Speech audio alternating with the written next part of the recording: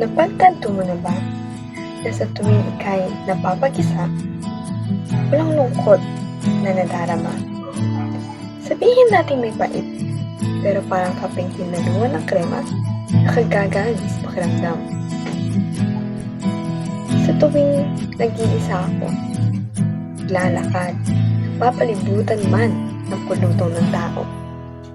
Kakaiba sa nakasanayan na hindi kailanman naramdamang nag-iisa ako. Siguro, nasanay na lamang balikat ko na ang tanging nag-iisandalan ay mga pasmadong palad ng sarili ko. Mula sa mundong nakakapaghapok, araw-araw ako nitong binibigo. Kung susumain, naririto pa rin ako tuluyang nakahimpil. Dahil kung iisipin, hindi naman kailangan magbago. Sadyang ito lamang ang naiwang solusyon ko.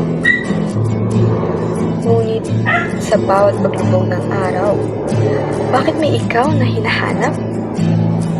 Lalo na ang mainit na haplos ng iyong yakap. Tinig ng iyong boses ay hindi ko na masagap. Mga ngiting tila nawala sa isang iglap. Kay tagal kong hiniling makakita ng magandang feeling. Bakit tila hindi marinig ang aking lingking?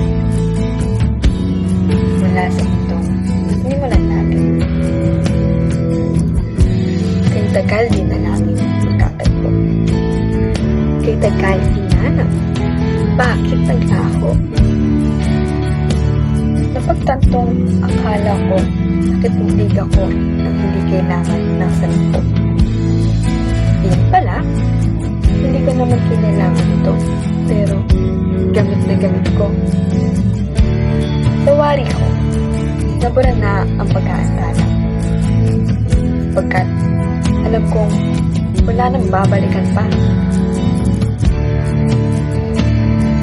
Sakali man ang lubid ng tadhana, muli akong ibuhol. Nakatitiyak na sa'yo lamang itong muli inugugoy. Sa pagkakataong makasabay ang yakpak mo, ito ang makakatagang bibitawan ko. Huminga hanggang sa malimutan mo ang dalangin mong mawala. Dahil nandito lang ang mga palad ko, pati na ang bibig ko. Para yapusin hanggang ang puso mo'y hindi na muling tuturo. At sa mga oras na akala mo'y hangganan na, parati sa isip mo ay itaga, hindi pa nagtatapos ang iyong pahina.